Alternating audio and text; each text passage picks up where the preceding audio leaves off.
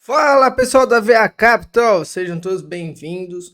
A gente vai para o nosso terceiro aporte, o segundo em FIIs, fundos imobiliários. Qual FII a gente comprou esse mês? Olha que beleza. Não é uma recomendação de investimento, é sim para vocês aprenderem. Hoje nós vamos comprar um FII, né? Todos os meses nós vamos investir R$ 1.000. Então hoje nós vamos comprar 500. Então são duas vezes que a gente vai aportar por mês em FIIs, um cada vez. E em ações também 500 uma vez por semana. Então hoje eu vou aportar nesse FII, qual será que é? E vou mostrar para vocês por que a gente investe nele, como que ele tá, qual é o conceito, né? O estudo por trás dele. Também vou mostrar como é que eu compro aqui na corretora. Então aqui é a corretora do Banco Inter. Os nossos fundos imobiliários a gente está comprando pelo Banco Inter e as ações pela corretora do BTG. Não é uma recomendação de investimentos, tá bom? E sim para aprendizado. Então, esse aqui é o Home Broker, a casa do broker, eu já ensinei para vocês. Aqui já está executado, quer dizer que já foi feito. Então, mas basicamente o que eu fiz? Né? Eu fui em comprar, aí eu escrevi o IRDM11. Olha o fundo que a gente vai comprar aí.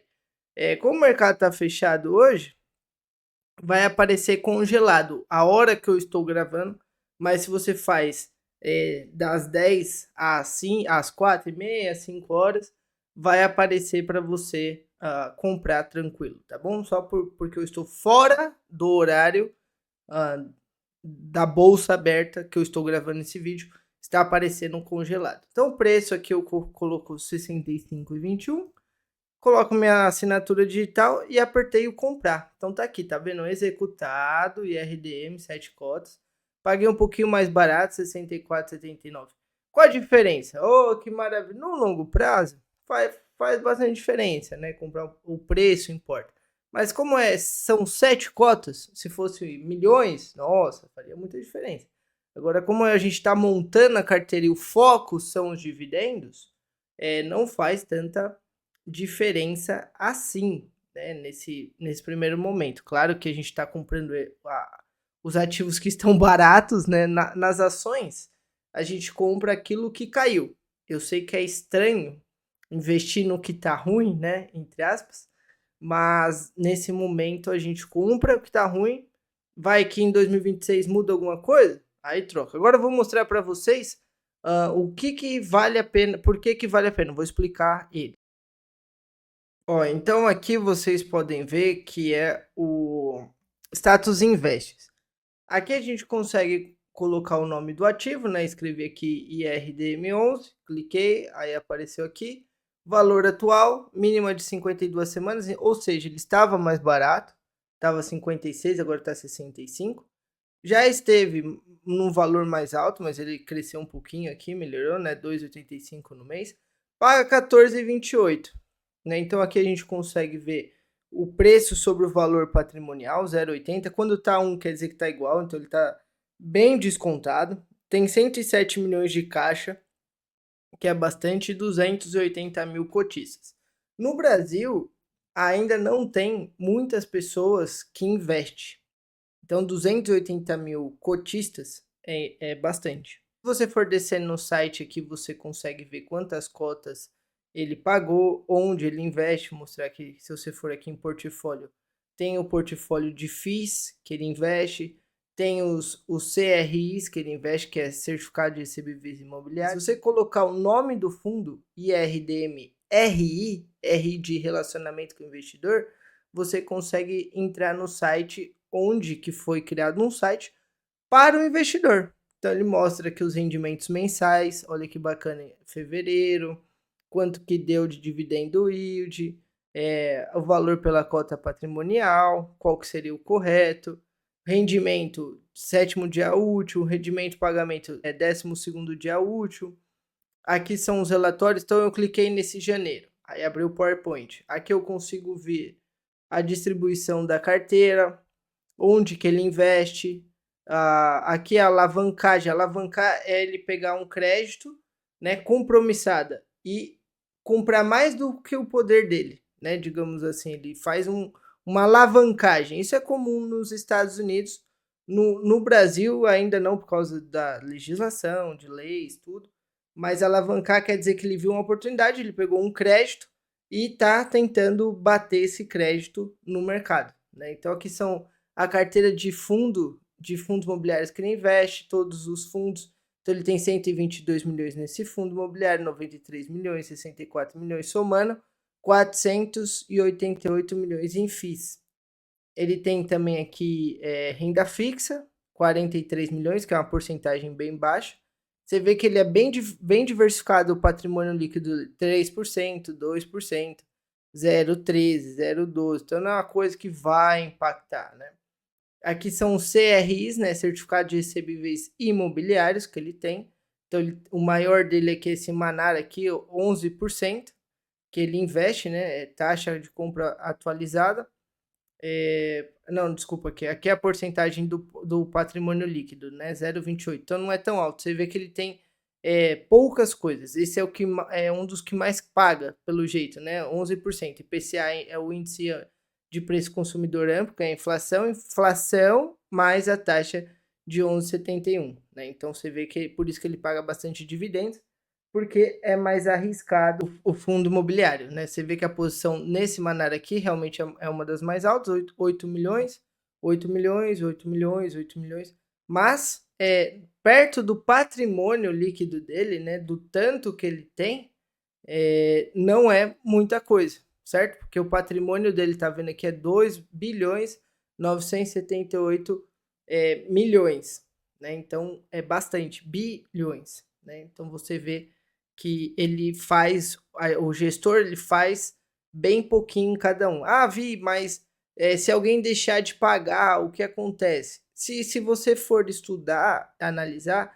os inadimplentes, as renegociações, dá ali em torno de 2%, 3%. Fica mais ou menos nessa faixa, porque o fundo é muito grande, ele não tem tanto perigo assim. Mas por que ele caiu tanto? Medo, o pessoal fica com medo, a taxa de juros aumenta, o pessoal fica com medo de não trocar o governo, né? Em 2026, fica com medo de investir, então sai dinheiro da bolsa, sai dinheiro de FIIs. Realmente, infelizmente, o brasileiro não estuda, não compra, que nem o Bitcoin na data de hoje. Tá caindo para o seu 78, todo mundo tá comprando 106, vendendo um monte de coisa para comprar. Agora tá ruim, o Bitcoin vai falir, né? Essa é o tipo de filosofia. Né? Então aqui é o investidor 10, você consegue ver que o PV, o preço sobre o valor patrimonial dele está baixo. Então se você comprar ele agora, vai pagar com desconto. O DI, que os dividendos do ano, é 14, na média de 5 anos são 16, 17. Então é muito bom. Vacância não tem, que é um fio de papel. Número de cotista bom, liquidez diária boa, né? 2,5 milhões, valor patrimonial 2 bi, tá em bi aqui, ó, e a taxa de administração bem baixa. Ah, mas quem investiu valeu a pena? Quem comprou no começo estava perdendo aqui, né, em 2018. Você vê que ainda não tá batendo, ele cresceu bastante.